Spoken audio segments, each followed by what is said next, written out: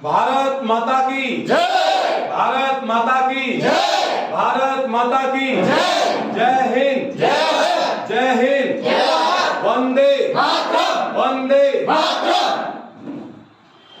सबसे पहले मैं आप सभी लोगों को स्वतंत्रता दिवस की हार्दिक शुभकामनाएं देना चाहता हूं और इस खुशी के मौके पर हम सभी ने अपना जैसा भी जो भी परफॉर्मेंस हमसे बना, जो भी हमने अपनी तरफ से कोशिश की, उस सब के लिए आपका तहे दिल से धन्यवाद। जो भी आपने बोला अच्छा बोला, अपनी तरफ से आपने अच्छी कोशिश की। हम इस कोशिश को एप्रिशिएट करते हैं और उम्मीद करते हैं कि आप अपने इस परफॉर्मेंस को और आगे ले जाओगे और हमेशा कुछ आज से बेहतर करने की कोशिश करोगे, क्योंकि सफलता का मतलब और प्रोग्रेस का मतलब और डेवलपमेंट विकास का मतलब होता है कि जो आज कर रहे हैं उससे कल और अच्छा करें। और यही काम जब हम करते जाते हैं तो वही हमारा एक सफलता का प्रतीक बन जाता है, एक विकास का प्रतीक बन जाता है कि हम कहाँ थे और धीरे धीरे चलते चलते हुए हम कहाँ पर आ गए। हम 1947 में आजाद हुए और आज 2023 में हम कितना आगे पहुंच गए। शायद हम आजाद नहीं होते तो हमारे दिमाग में सिर्फ यही चल रहा है कि हम लोग अंग्रेजों के गुलाम होते। आज भी हम वैसे ही जीवन जी रहे होते जैसा हमारे पूर्वजों ने जिया है।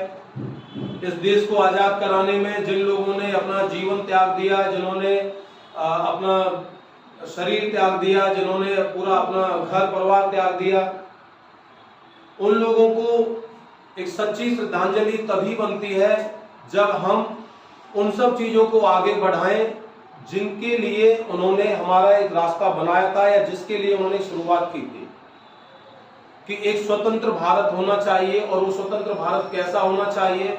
सिर्फ एक अंग्रेजों से आजादी ही नहीं होनी चाहिए, हमें हर प्रकार की चीजों से आजादी होनी चाहिए। जैसे अभी आप में से कुछ स्टूडेंट्स ने, सन्नी ने बात बोली थी कि हमें जातिवाद के बंधन से मुक्त होना है, हमें धर्मवाद से मुक्त होना है, हमें सिर्फ राष्ट्र धर्म की बात करनी है। हम सभी का सबसे पहला जो धर्म है वो है राष्ट्र धर्म। उसके बाद में फिर हमारा जो भी धर्म है, जिस धर्म में भी हमने जन्म लिया है, जिस धर्म के भी भगवान को मानते हैं, पूजा करते हैं, these all the religions come after the national religion।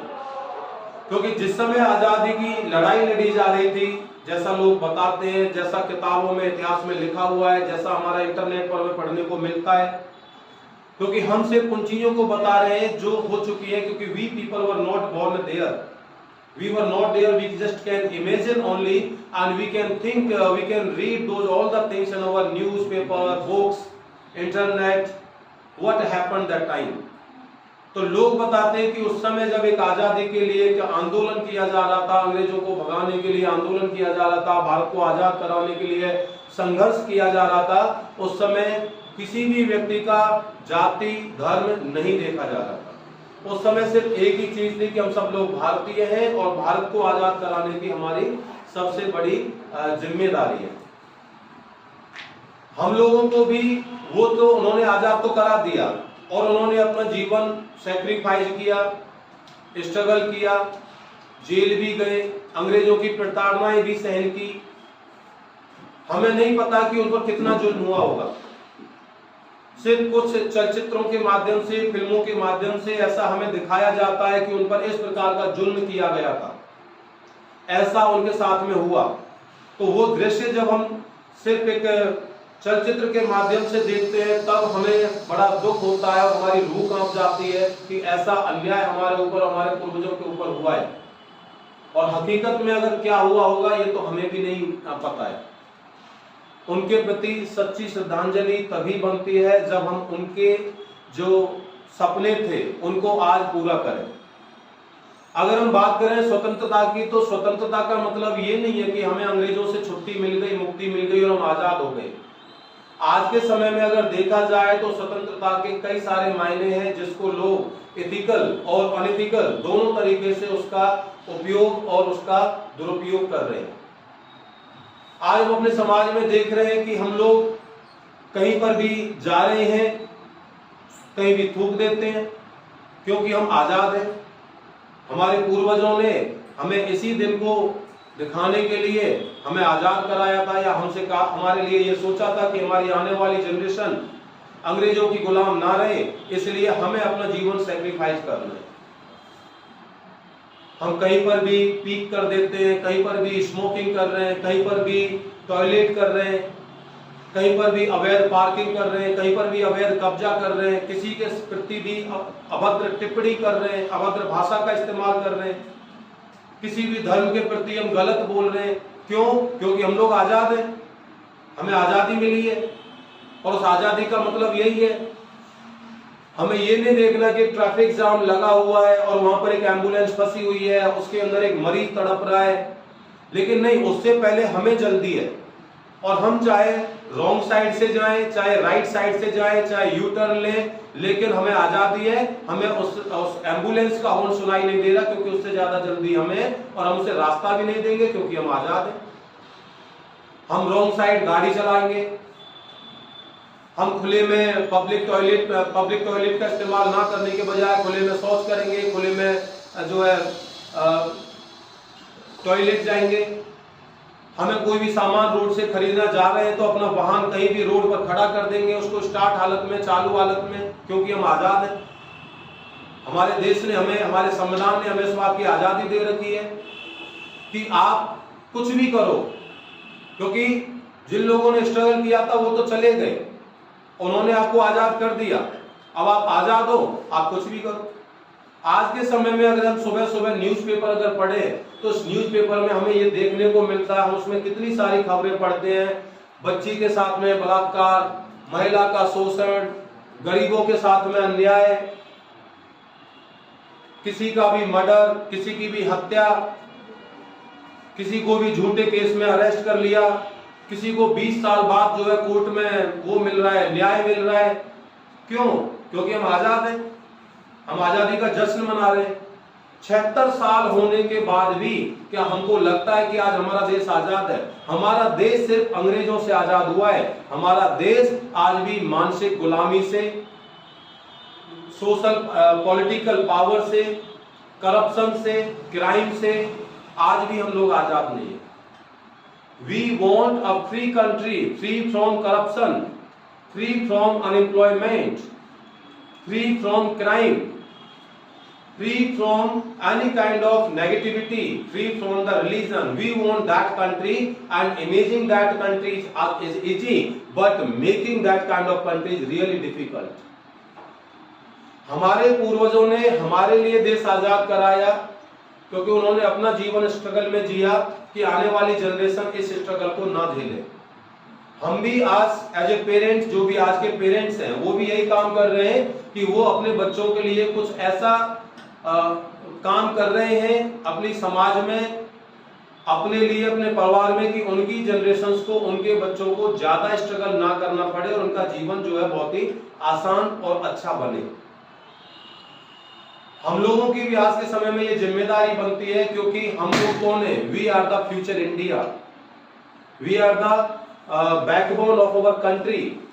आज की जनरेशन ही जब बड़ी होगी और हमारे अंदर अगर देशभक्ति की भावनाएं होंगी और इस प्रकार की सोच हमारे अगर दिमाग में है, तो जिस समय हम किसी दिन जब सत्ता में होंगे, या हम एक किसी पद पर प्रतिष्ठित होंगे, या किसी डिपार्टमेंट में हम एक अच्छी पोजीशन पर बैठे होंगे, तो उस समय हमें इन सब चीजों को इम्प्लीमेंट करना है कि हमें कैसा भारत चाहिए। हमें एक ऐसा भारत चाहिए कि अगर हमारी बहन, हमारी बेटी, हमारी बहू, हमारी माँ अगर घर से रात में 2 बजे, 1 बजे किसी भी समय बाहर निकलती है, तो हम उस समय हमें ये चिंता नहीं होनी चाहिए कि उनके साथ कोई अनहोनी ना हो जाए। हमें एक ऐसा भारत चाहिए कि अगर हमारा बच्चा स्कूल जा रहा है तो हमें इस बात का डर नहीं रहना चाहिए कि इस बच्चे को कहीं से किडनैप ना कर लिया जाए। हमें एक ऐसे भारत की जरूरत है, अगर हम घर से लगे तो हमें इस बात का डर नहीं रहना चाहिए कि कोई हमें आकर के गोली मार दे, क्योंकि वो आजाद है और भारतीय संविधान ने उनको आजादी का अधिकार दिया है, वो किसी को भी कहीं पर भी शूट कर सकते हैं। हम एक ऐसा भारत चाहते हैं कि हमसे कोई रंगदारी ना ले, हमारे काम धंधे में टांग ना अड़ाए, हमें हमारा जीवन खुशी से जीने दे। हम एक ऐसा भारत चाहते हैं कि हमारे देश में जितने भी धर्म संप्रदाय के लोग रहते हैं, इन सब में एक भाईचारे की, ब्रदरहुड की भावनाएं हो, उनके बीच में एक धर्मवाद की लड़ाई ना हो। कई सारी चीजें ऐसी हैं जिनकी वजह से ये सारी चीजें आज भी देश में पनप रही हैं, और इन सब चीजों को अगर हमने कंट्रोल नहीं किया तो इनकी जड़ें इतनी मजबूत हो जाएंगी कि भारत का सिर्फ एक बंटवारा नहीं हुआ था, भगवान ना करे भारत के ऐसे कई बंटवारे हो सकते हैं। और हम चाहते हैं अखंड भारत, अतुल्य भारत की कल्पना, तो उसके लिए जो आज की यंग जनरेशन है, जिसके ऊपर इस देश का कंधों पर बोझ आने वाला है या आ चुका है, उन्हें इस बारे में सोच करके और एक यूनिटी बना करके एक अच्छा डिसीजन लेना है। और अगर हर भारतीय सिर्फ अपने आप को इंप्रूव कर ले, अपने आप को सुधार ले और अपनी सिर्फ सोच को बदल ले, तो हम लोग विश्व में 135 करोड़ से भी ऊपर पहुंच गए हैं। तो हम लोग एक अच्छे राष्ट्र का निर्माण कर सकते हैं, एक अच्छा देश बना सकते हैं। पूरे वर्ल्ड में आज के समय पर सबसे अच्छी जो कल्चर बताई जाती है, जो देश के प्रति सद्भावना बताई जाती है, वो जापान की बताई जाती है। जापान जैसे देश, एक छोटा सा देश, जो कि एक बहुत छोटा सा देश है, जिस पर अमेरिका ने नागासाकी और हिरोशिमा नाम के उनके शहर पर जो है परमाणु न्यूक्लियर अटैक करने के बाद भी जिनको बिल्कुल राख कर दिया, and that country raised from the ash, वो फिर से बर्बाद होने के बाद भी आज वर्ल्ड में सबसे एक अच्छी पोजीशन पर खड़ी है। वहां का जो सरकारी दफ्तर का, डिपार्टमेंट का, विभाग का जो भी व्यक्ति है, कर्मचारी है, अगर उसके विभाग में, उसकी सेवा में, सर्विस में जनता के प्रति छोटी सी भी चूक हो जाती है, गलती हो जाती है, समय लग जाता है, देर हो जाती है, तो वहां का कर्मचारी स्वयं आगे आकर के जनता से नतमस्तक होकर के माफी मांगता है। लेकिन हमारे देश में तो लोग क्राइम करने के बाद में भी ये नहीं कहते कि क्राइम मैंने किया। आदमी को मारने में एक व्यक्ति को 10 सेकंड लगती है, लेकिन कोर्ट को उस बात को प्रूव करने में 20 साल लग जाती है। तो न्याय कहां मिल रहा है हमें? कैसी आजादी है हमारे पास में? हम आजाद हो गए, हम किस फील्ड में आजाद हैं? हम अपने देश की पॉपुलेशन को आगे ले जाने में आजाद हैं, हमने पूरे भारत को नंबर 1 पे ले आए। हम करप्शन में आजाद हैं, कितने सारे छापे आप रोज देखते हैं न्यूज़पेपर में, ईडी का जो है रेड पड़ा है, कितने लाख करोड़ रुपए निकले, कितने हजारों करोड़ रुपए निकले, 2000 का नोटों की जो है घर में पूरा बंडल की बंडल निकल रहे हैं। कहां से आ रहा है ये पैसा? ऐसा करप्शन, ऐसे करप्टेड देश में हम रह रहे हैं, कैसे हम उम्मीद करें? क्या उन लोगों ने जो अपना जीवन सैक्रिफाइस किया, क्या इसी दिन को देखने के लिए किया ताकि ऐसा भारत होगा जिसमें करप्शन होगा, क्राइम होगा, मर्डर होगा, बलात्कार होगा, अनएम्प्लॉयमेंट होगा, बेरोजगारी होगी, जंगलों का कटाव होगा, धार्मिक लड़ाइयां होंगी, कोई भी किसी का गला काट देगा, कोई भी किसी को चाकू घोंप देगा, कोई लड़की अपनी इज्जत को बचाने के लिए या तो धर्म चेंज करे या फिर उसकी बातों को स्वीकार करे। हमें कैसे भारत में जी रहे? और ऐसे भारत में हम कब तक जिएंगे? जो हमारे पूर्वज थे उन्होंने तो स्ट्रगल किया, वो तो चले गए, आज हम फेस कर रहे हैं। और आज अगर हम फेस कर रहे हैं तो ये बात भी पक्की है कि आने वाली जनरेशन, जो हमारे छोटे भाई बहन बच्चे होंगे, भतीजे होंगे, हमारे बच्चे होंगे, कल को उन्हें भी इससे भी ज्यादा बदतर हालात देखने को मिलेंगे। अगर हम समय रहते हुए आज भी नहीं अपने आप को इम्प्रूव करते हैं, आज भी नहीं सुधारते हैं, अगर आज के समय में भी हम एक प्रॉमिस नहीं करते हैं कि हमें इन सब चीजों से मुक्त भारत चाहिए, हमें करप्शन फ्री चाहिए, हमें अनएम्प्लॉयमेंट फ्री चाहिए, हमें पॉल्यूशन फ्री चाहिए, हमें एजुकेटेड कंट्री चाहिए, हमें मैनर्स कंट्री चाहिए, हमें एक नीट एंड क्लीन कंट्री चाहिए, हमें एक ऐसा देश चाहिए जहां पर कोई भी जेंडर डिस्क्रिमिनेशन ना हो, जहां पर एक कास्ट डिस्क्रिमिनेशन ना हो, जहां पर एक धर्म का डिस्क्रिमिनेशन ना हो, जहां पर एक अमीरी और गरीबी का डिस्क्रिमिनेशन ना हो। विश्व में कुछ देशों को डेवलप्ड नेशन कहा जाता है, जिसके अंदर France, America, UK, Singapore, Switzerland, ऐसे देशों के नाम आते हैं। उनमें भारत का नाम कहीं भी नहीं है। हम लोग पॉपुलेशन में नंबर 1 हो गए, इकोनॉमी में नंबर 3rd हो गए, लेकिन भारत का व्यक्ति तो आज भी गरीब है। फिर हम लोग इकोनॉमी में नंबर 3rd कैसे हो गए? भारत का व्यक्ति आज भी कर्ज में आत्महत्या कर रहा है, भारत का किसान आज भी अपनी जमीन बेच रहा है, भारतीय किसान की फसल को आज भी सही दाम पर नहीं खरीदा जा रहा है, बच्चों को एक अच्छी शिक्षा नहीं दी जा रही है, एम्प्लॉयमेंट लेने के लिए बच्चों को सरकार के सामने हड़ताल करनी पड़ रही है। फिर लोग हम कहाँ इकोनॉमी में नंबर 3 आ गए, कहां पर हम एम्प्लॉयमेंट में नंबर 1 आ गए। और ये सब चीजें किसकी वजह से? एक खराब सिस्टम की वजह से। और सिस्टम किसने बनाया? हम भारतीयों ने। अगर हम भारतीय ही अपना सिस्टम बना रहे हैं तो उसके लिए जिम्मेदार भी हमें, क्योंकि ऐसा सिस्टम हमने तैयार किया है। उस सिस्टम को जो सिस्टम आज हमें, जिस सिस्टम में आज हम जी रहे हैं, उस सिस्टम को हमने ही बनाया, तो हम स्वयं जिम्मेदार हैं। अगर हम अपने सिस्टम में बदलाव लाएंगे तो जरूर हमारे जीवन में भी बदलाव होगा। इसलिए मैं तो बस यही कहना चाहता हूं इस आजादी के अमृत महोत्सव में, जो कि हमारे प्रधानमंत्री जी की एक मुहिम है, जिन्होंने ये पिछली साल चलाई थी, जब भारत ने 75वां अपना स्वतंत्रता दिवस मनाया था 2022, और जो आज भी मनाया जा रहा है, हर घर तिरंगा, घर घर तिरंगा। तो सिर्फ एक तिरंगा लगाने से एक आजादी का जश्न नहीं मनता है। आजादी का जश्न मनता है जब आप हर घर में रोजगार देते हैं, हर घर में शिक्षा देते हैं, हर घर को आप करप्शन फ्री करते हैं, हर घर की समस्याओं को सुनते हैं, हर घर को न्याय देते हैं, हर व्यक्ति को आप बोलने की एक आजादी देते हैं, हर व्यक्ति को अपनी एक कहने की जो है उसको स्पीच वो देते हैं, हिम्मत देते हैं, या उसको एक मौका देते हैं। आज के समय में हम अपनी बातों को दूसरों के सामने नहीं कह पाते, क्योंकि हमें समाज में रहने वाले माफियाओं का डर रहता है, जो हमें बोलने की आजादी नहीं दे रहे हैं। तो फिर हम कैसे आजाद हैं? जो हमें हमारे हक के लिए लड़ने नहीं दे रहे हैं, फिर हम कैसे आजाद हैं?